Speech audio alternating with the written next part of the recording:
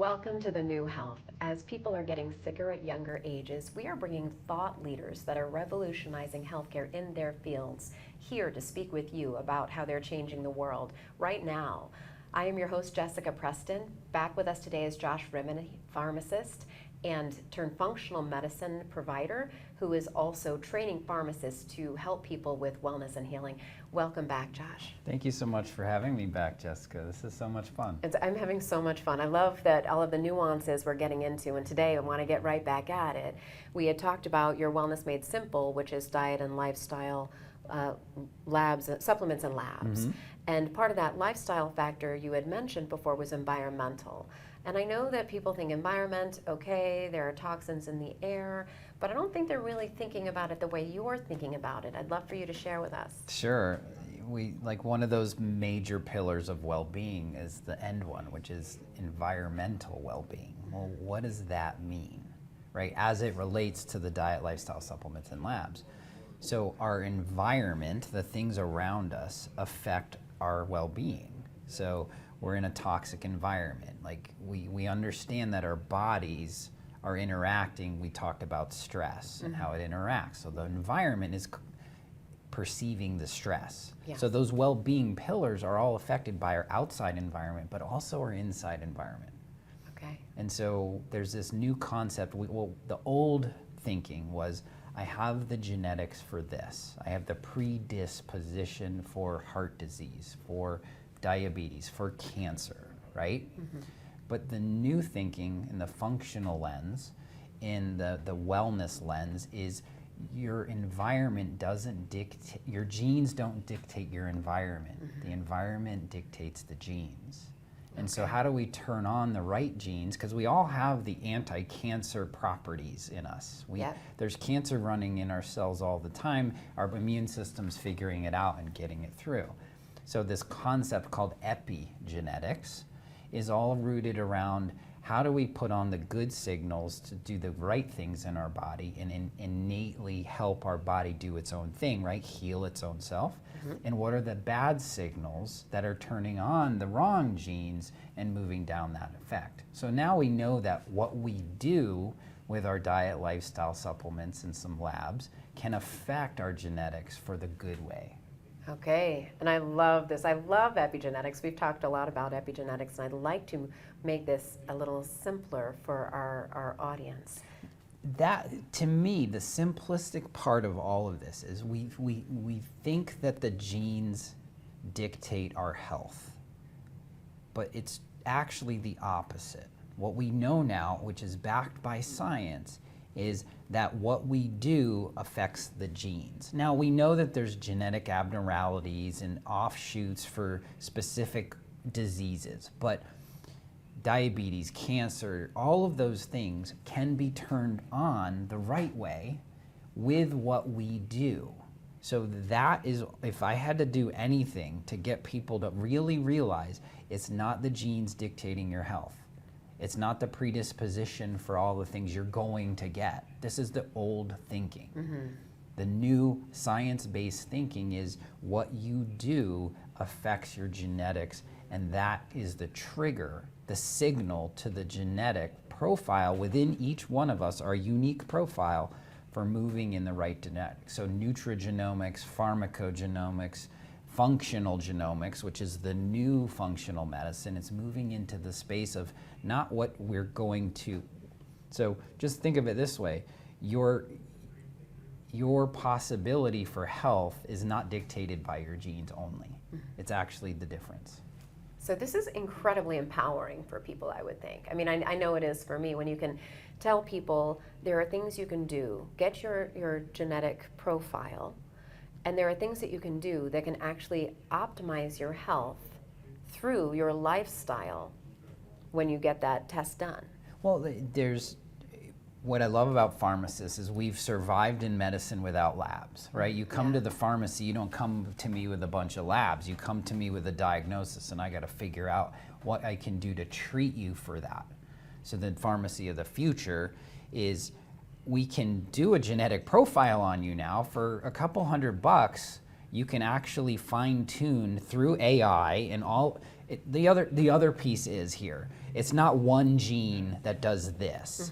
It's the family of genes that affects your cholesterol. It affects your cardiovascular profile. It affects your sleep profile, diet and exercise. All those pillars we talked about. We now have all the technology that takes all of those genes, puts them together, and then spits out this process and reporting that allows us to say, well, what's the best diet for you? What's the best exercise for you? What's the best profile based on your, so you want to say cardiovascular is a big thing for me. Now, what diet, lifestyle, supplements, and labs, other labs would be beneficial based on your genetics. We now know how to do that. And so using that as a provider tool was a game changer for my own life and my children's lives and everybody else. So if you want to personalize this, not personal is like, not personal, but going to personalized medicine is really where we're at. So, but we don't need the lab. That's the thing. We don't need to go to that level. What I love it is you only test your genetics once. Right. Your genes They don't change. Yeah. So you can do it. It's a really worthwhile investment in your health. But you also don't need it because you can see that these signals, the good signals that you're putting in your body, can affect the genes, which then gives the downstream effect to good health. That's wonderful. That's wonderful. I love epigenetics. As you know, we've talked about it, and we'll talk gene numbers. We'll talk about gene families. Can you give us an example? And I know you've a general one that a lot of people know, like methylation, yes. right? If people understood the whole methylation profile, which is in the Krebs cycle of the biochemistry, nobody needs to understand that piece. Right. But if we're not methylating and putting these little methyl donors on our biochemistry, it can have a really big effect on not only our cardiovascular risk, but also our emotional problem. We talked about cortisol. Well, I know there's a genetic profile for me that says I keep that cortisol around longer, which means I'm a good thinker, but it also means I keep my stress down. So that means I'm a perfect example for how to flush out that cortisol more, or maybe I need to use more adaptogenic herbs like ashwagandha to help me get that cortisol out. So now I have a tool in place, which is why meditation is so good for me, because that helps that process. Yeah. So you can see where it's kind of it's not really chicken or egg, but you can use the profile to help you, but you can also get validation. When I do these profiles on people and I show them, like, their personality comes out within their genes. Let's do the same. And you're like, you hold your stress around, and you get up at night, and you can start like being this little detective, and they're like, how did you know? That's it's like it's right here. It looks like a in magic your trick. genes. We promise you it's not a magic trick. It's not voodoo magic. It's so based in science that literally we can get this test done. And I would get this on my own patients coming in, and I would say, do you have insomnia at night? Were your grades like this in school? Is this how your periods are? Are you having ruminating thought? I mean, you can just put so much together in personality. And here's the thing, it sounds like it may not be beneficial, but then there are things we can do in both lifestyle and supplementation to be able to help you optimize where you are in order to have better health and well-being. I'm glad you brought that up, because when we look at those 4 pillars, right?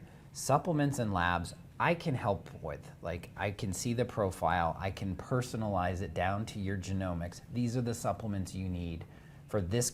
Now, we're also taking it based on your goals, because some people might have different goals. So if it's sleep, which is, that's on my daily dozen we didn't get. We didn't, yeah. It's the #1 longevity tool. Not diet, not exercise, sleep. If you don't nail your sleep, you're gonna die faster. Yeah. It's a big marker for health. And also, so this is one of the genomic profiles we do. We do it strictly on sleep. So longevity for sleep is how do you move that around? The other piece is sedative hypnotics. If I wasn't a pharmacist, I have to tell your viewers here, right? Is Ambien, Zolpidem, sedative hypnotics, those people that take sleeping medicines every day because they're not getting enough sleep. It's not the right sleep. The REM sleep, the deep Right. sleep is getting suppressed. So they've actually done studies. If you take these drugs for long periods of time, it actually makes you die faster. The morbidity, mortality for these sedative hypnotics is actually increasing the likelihood of you dying quicker. So not the right path. We think I'm getting good sleep and it's helping me, but the studies are pure. So don't take sedative hypnotics as a sleeping tool. Take them if there's a stressful event or a very short period of time, but sleep hygiene and nailing all of those, and we use these in our programs, like red lights at night, getting out of the screens before bed. These are the things that actually help you get sleep. But I forgot to tell you, so I'm glad we're saying it, like the number one longevity tool is sleep. Yeah, thank you for sharing that, Josh. It is very important and people don't pay attention to that at all. Well, thank you again for being with us here today. I know you'll be back with us next week. Could you let everyone know how they can find you? Sure. rxtowellness.com. It's got a slew of good information for people to get started. dilworthdrug.com is our, and I train pharmacists here too, so there's like an audit checklist I use for them to how bringing wellness into their space. We do that genomic profiling for people. If people want to get there, they can go to our website and learn more about that, things of that nature. Wonderful. Well, thank you so much, and we'll see you next week. Perfect. Thank you for joining us. Stay tuned after these messages for our next guest.